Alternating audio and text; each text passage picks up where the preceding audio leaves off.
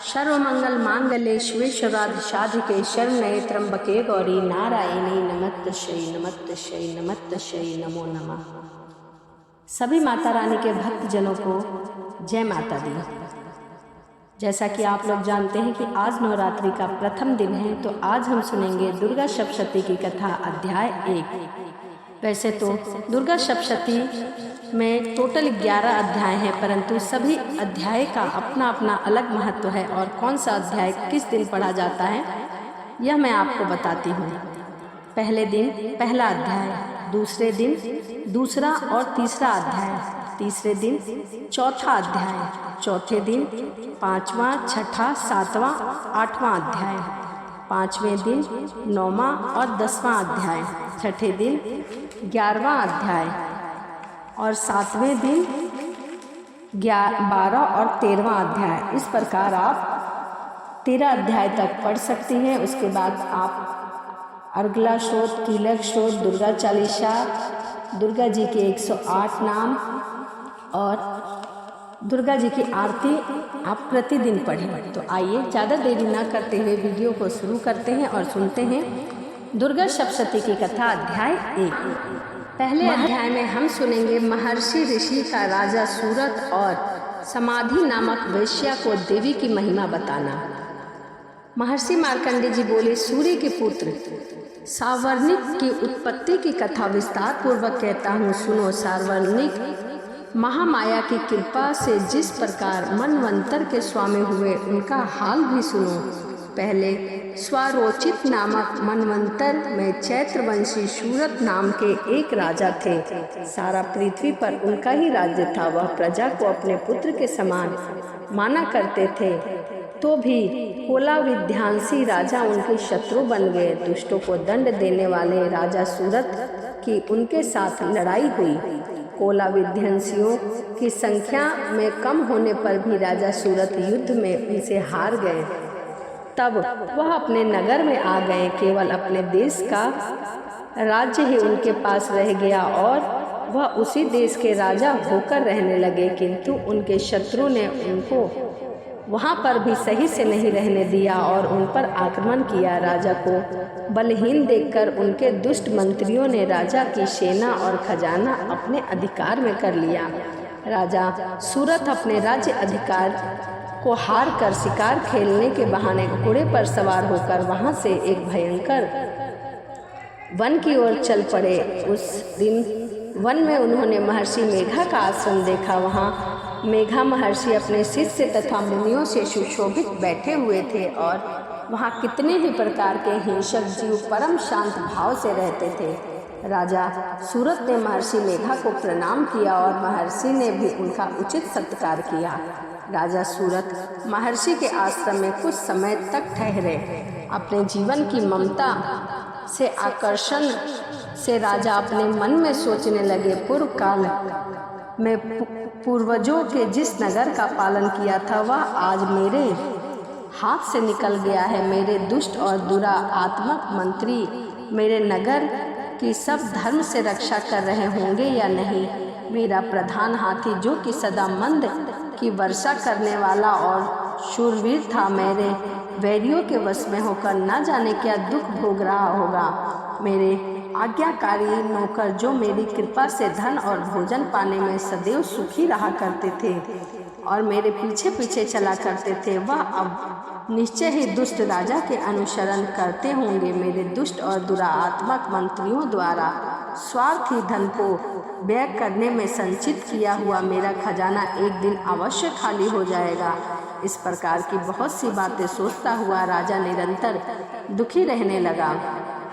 एक दिन राजा सूरत ने महर्षि मेघा के आश्रम के निकट पर एक वेश्या को देखा। राजा ने उससे पूछा, भाई तुम कौन हो? यहाँ तुम्हारे आने का क्या कारण है? तुम मुझे शोकग्रस्त दिखाई दे रहे हो, इसका क्या कारण है? राजा के यह नम्र वचन सुनकर वेश्या ने महाराज सूरत को प्रणाम किया और कहा, मैं वेश्या हूँ राजन, मेरा नाम समाधि है। मैं धनियों के कुल में उत्पन्न एक वैश्य हूँ। मेरे दुष्ट स्त्री पुत्र दिकों के लोभ से मेरा सब धन छीन लिया और मुझे घर से निकाल दिया। मैं इस तरह से दुखी होकर वन में चला आया हूँ और यहाँ रहता हूँ। मैं इस बात को भी नहीं जानता कि अब मेरे घर में सब कुशल है भी या नहीं।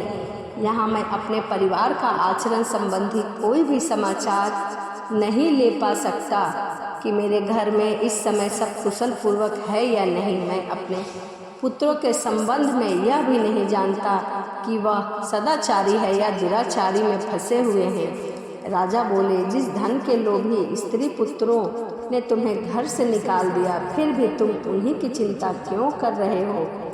तुम उनसे बहुत प्रेम करते हो। वेश्या ने कहा, मेरे विषय में आपका ऐसा कहना ठीक है, किंतु मेरा मन इतना कठोर नहीं है। यद्यपि उन्होंने धन के लोभ में पकड़कर पितृ स्नेह को त्याग दिया, मुझे घर से निकाल दिया, तो भी मेरे मन में उनके लिए प्रेम ही है, कठोरता नहीं आई है।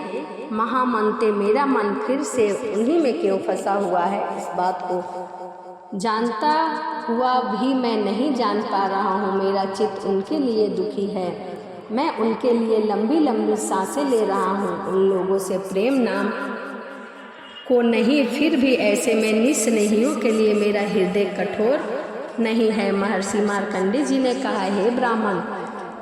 इसके पश्चात महाराजा सूरथ वह वैश्य दोनों महर्षि मेघा के समीप गए और उनके साथ यथा योग न्याय करने को कहा। दोनों ने वार्ता आरंभ की। राजा बोले, हे भगवान, मैं आपसे एक बात पूछना चाहता हूँ, सो आप कृपया करके मुझे बताइए। मेरा मन मेरे अधीन नहीं है, इससे मैं बहुत दुखी और व्याकुल हूँ। राज्य धनादि की चिंता अभी तक मुझ में बनी हुई है और मेरी यह ममता ज्ञानियों की तरफ बढ़ती जा रही है। यह समाधि नामक वैश्य भी अपने घर से अपमानित होकर आया है। इसके अपनों ने ही इसका त्याग कर दिया है। स्वजनों के त्याग होने के बाद भी इसका हृदय प्रेम से भरा हुआ है। इस तरह हम दोनों दुखी हैं। हे महाभाग, इन लोगों के अवगुण को देखकर भी हम दोनों के मन में उसके लिए ममता जनित आकर्षक उत्पन्न हो रहा है। हमारे ज्ञान रहते हुए भी ऐसा क्यों है? अज्ञानी मनुष्य की तरह हम दोनों में यह मूर्खता क्यों है? महर्षि मेघा ने कहा, विषय मार्ग का ज्ञान सब जंतुओं को है। सबके लिए विषय पृथक पृथक होता है। कुछ प्राणी दिन को नहीं देख पाते परंतु रात को देखते हैं। कुछ प्राणी रात को नहीं देख पाते परंतु दिन को देखते हैं। जो दिन और रात दोनों को देख सकता है। यह सत्य है कि मनुष्य में ज्ञान प्रधान है, किंतु केवल मनुष्य ज्ञानी होता है। पशु पक्षी आदि भी ज्ञानी है। जैसे ये पशु पक्षी ज्ञानी है, वैसे ही मनुष्य को भी ज्ञान है, और जो ज्ञान मनुष्य में है वैसे ही पशु पक्षी में है। अब बातें भी दोनों में एक जैसी पाई जाती हैं। ज्ञान होने पर भी इन पक्षियों को देखो, ये भूख से पीड़ित अपने बच्चे को चोंच से कितने प्रेम से भोजन डालती जा रही हैं। हे राजन, ठीक ऐसा ही प्रेम मनुष्य में भी अपनी संतान को लेकर है। लोभ के कारण अपने उपकार का बदला पाने के लिए मनुष्य पुत्र की इच्छा करते हैं, और इस प्रकार मोह के गड्ढे में भगवान श्री हरि की जो माया है उसी में यह संसार मोहित रहता है। इसमें आश्चर्य की कोई बात नहीं है, क्योंकि भगवान विष्णु की योग निद्रा है। यह माया ही तो है जिसके कारण संसार में मोह जकड़ा हुआ है। यही महामाया भगवती देवी ज्ञानियों के चित्त को बलपूर्वक खींचकर मुंह में डाल देती है, और उसी के द्वारा संपूर्ण जगत की उत्पत्ति होती है। यही भगवती देवी प्रसन्न होकर मनुष्य को मुक्ति प्रदान करती है। यही संसार के बंधों का कारण है, तथा संपूर्ण ईश्वर भी इसी के स्वामिनी है। राजा सूरत ने पूछा, भगवान, यह देवी कौन सी है जिसको आप महामाया कह रहे हैं? हे ब्राह्मण, वह कैसे उत्पन्न हुई और इसका क्या कार्य है? इसके चरित्र कौन कौन से हैं?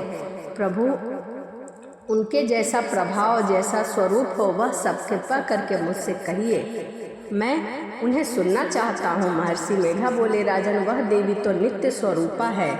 उसके द्वारा यह संसार रचा गया है। तब भी उसकी उत्पत्ति अनेक प्रकार से होती है। वह सब आप मुझसे सुने। वो देवताओं का कार्य सिद्ध करने के लिए प्रकट हुई है। उस समय वह उत्पन्ना कहलाती है। संसार को जलमय करके जब भगवान विष्णु योग निद्रा का आश्रय लेकर शेष शैया पर सो रहे थे, तब मधुकैटभ नाम के 2 असुर उनके कान के मैल से प्रकट हुए और श्री ब्रह्मा जी को मारने के लिए तैयार हो गए। श्री ब्रह्मा जी ने जब उन दोनों को अपनी ओर आते हुए देखा, तब वह भगवान विष्णु के योग निद्रा का आश्रय लेकर सो रहे थे, तो वह उस समय श्री भगवान को जगाने के लिए उनके नेत्रों में निवास करने वाली योग निद्रा की स्तुति करने लगे। श्री ब्रह्मा जी ने कहा, हे देवी, तुम स्वाहा हो, तुम सर्वदा हो, तुम वशवटकार हो, स्वर भी तुम्हारी ही स्वरूपा है, तुम ही जीवन देने वाली शुद्धा हो, नित्य अक्षर प्रणव में आकार हो, उकार हो, मकार हो, इन तीनों में माताओं के रूप में तुम ही यहाँ स्थित हो। इसके अतिरिक्त जो बिंदु पथ अर्धमात्र है, जिसका विशेष रूप उच्चारण नहीं किया जा सकता, हे देवी, वह तुम ही हो। हे देवी, संध्या, सावित्री तथा परम जन्मी तुम ही हो। तुम इस विश्व को धारण करने वाली, जगत की रचना करने वाली तुम ही हो। जगत का पालन करने वाली तुम ही कल्प के अंत में सबको भक्षण करने वाली, हे देवी, जगत की उत्पत्ति के समय तुम सृष्टि रूपा हो, पालन काल में स्थिति रूपा और कल्प के अंत में संहार रूप धारण कर लेती हो। तुम ही महाविद्या, महामाया, महामेघा, महारात्रि और मोहरात्रि हो। श्री ईश्वरीय और बोध स्वरूपा बुद्धि भी तुम ही हो, लज्जा भी तुम ही हो, सृष्टि, शांति और क्षमा भी तुम हो। तुम खड्ग धारणी, शूल धारणी, घोर रूपा, शंख, चक्र, गदा और धनुष को धारण करने वाली हो। बाण, भृगटी और परिध ये भी तुम्हारे ही अस्त्र शस्त्र है। तुम सौम्य और सोमांतर हो। यही नहीं बल्कि जितनी भी सौम्य और सुंदर वस्तुएं इस संसार में हैं, उन सभी से बढ़कर सुंदर तुम ही हो। अपर सबसे ऊपर आप ही हो। हे सर्व रूपे देवी, तुम्हें सत्य असत्य पदार्थ हो और उनमें जो शक्ति है वह तुम हो। ऐसी अवस्था में भला तुम्हारी स्तुति कौन नहीं करेगा। इस संसार की सृष्टि, पालन और संहार करने वाले जो भगवान हैं, उनको भी जब तुमने निद्रा के वंशीभूत कर दिया, तो फिर तुम्हारी स्तुति कौन नहीं कर सकता। मुझे भगवान विष्णु तथा शंकर को शरीर धारण कराने वाली तुम ही हो। तुम्हारी स्तुति करने की शक्ति किसमें है। हे देवी, तुम तो अपने इन उद्धार प्रभावों के कारण ही प्रशंसनीय हो। मधु और कैटभ जो भयंकर असुर है, इन्हें तो मुंह में डाल दो और श्री हरि भगवान विष्णु को जल्द से जगा दो और उनको मार डालने की बुद्धि भी उत्पन्न कर दो। महर्षि मेघा बोले, हे राजन, जब श्री ब्रह्मा जी ने देवी की इस प्रकार से स्तुति करके भगवान को जगाने तथा मधु कैटभ को मारने के लिए कहा, तो भगवान श्री विष्णु के नेत्र, मुख, नासिका, बाहु, हृदय और वक्ष स्थल से निकलकर श्री ब्रह्मा जी के सामने खड़ी हो गई। उनका ऐसा कहना था कि भगवान श्री हरि तुरंत जाग उठे और दोनों असुरों को देखा, जो कि अत्यंत बलवान और पराक्रमी थे और क्रोध के मारे उनके नेत्र लाल हो रहे थे। वह ब्रह्मा जी का वध करने के लिए तैयार थे। तब क्रोधित होकर उन दोनों दुरा आत्मा असुरों के साथ भगवान श्री विष्णु पूरे 5000 वर्ष तक लड़ते रहे। एक तो वह अत्यंत बलवान और पराक्रमी थे, दूसरे महामाया ने भी उन्हें मुंह में डाल रखा था। अतः वह भगवान से कहने लगे, हम दोनों तुम्हारी वीरता से अत्यंत प्रसन्न हैं, तुम हमसे कुछ वर मांगो। भगवान ने कहा, यदि तुम मुझे वर देना ही चाहते हो तो अब तुम हमारे हाथ मर जाओ। बस इतना सा वर मैं तुमसे मांगता हूँ, यहाँ दूसरे वर से क्या प्रयोजन है। महर्षि मेघा बोले, इस तरह से जब वे धोखे में आ गए और अपने चारों ओर जल ही जल देखा, तो भगवान श्री हरि से कहने लगे, जहाँ पर जल ना हो, सूखी जमीन हो, उसी जगह हमारा वध कीजिए। महर्षि मेघा कहते हैं, कि भगवान विष्णु ने तथास्तु कहकर भगवान ने उनको अपने जांघ पर लिटाकर उन दोनों के सिर काट डाले। इस तरह से यह देवी श्री ब्रह्मा जी के स्तुति करने से प्रकट हुई थी। अब तुम से उनके प्रभाव का वर्णन करता हूँ, सुनो। दुर्गा सप्तशती की कथा अध्याय 1 यही समाप्त होता है। अगली वीडियो में मैं आपको सुनाऊंगी दुर्गा सप्तशती की कथा अध्याय 2। तो चलिए इसी के साथ वीडियो को समाप्त करते हैं और मिलते हैं अगली वीडियो में। सभी को जय माता दी।